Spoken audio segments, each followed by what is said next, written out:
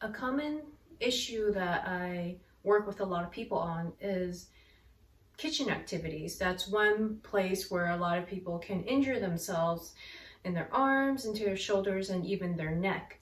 And the issue almost all the time is that the surfaces, the countertops, or even the stovetop is way too high for their activities. And what ends up happening is that people hike up their shoulders to try and stir, try to food prep or clean.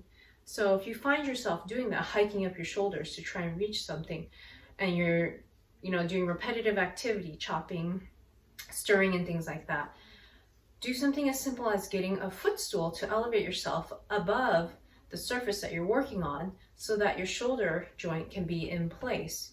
And when you're doing these activities, what you're looking for is for your shoulder blade to be on top of the back of your rib cage, what I learned, it's called seating your scapula, or seating your shoulder blade.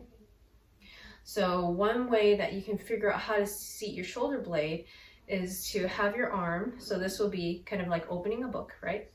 So this is 0 degrees, go about 45 degrees and bring your arm up and let the weight of your arm fall into your shoulder joint. And when it falls into your shoulder joint, that's usually when people can seat their scapula or seat their shoulder blade, and keep it there and bring your arm down. And that's how you want to try and operate. Or if it's hard and you can't quite keep it there, do it the best as you can so that you don't wear down your shoulder joint, and also so that you can use the bigger muscles to help with what you're doing in the kitchen versus using the small muscles only over and over again. You can get repetitive strain injuries that way, repetitive stress injuries that way.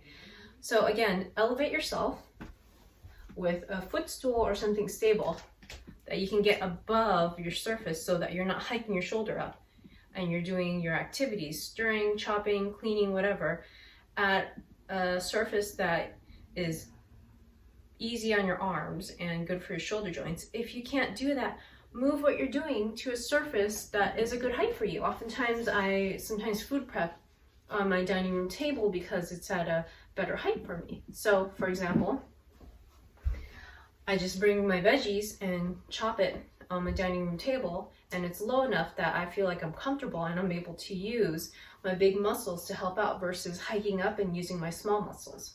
Something as simple as that will make a huge difference in saving your joints and your muscles in pain and function.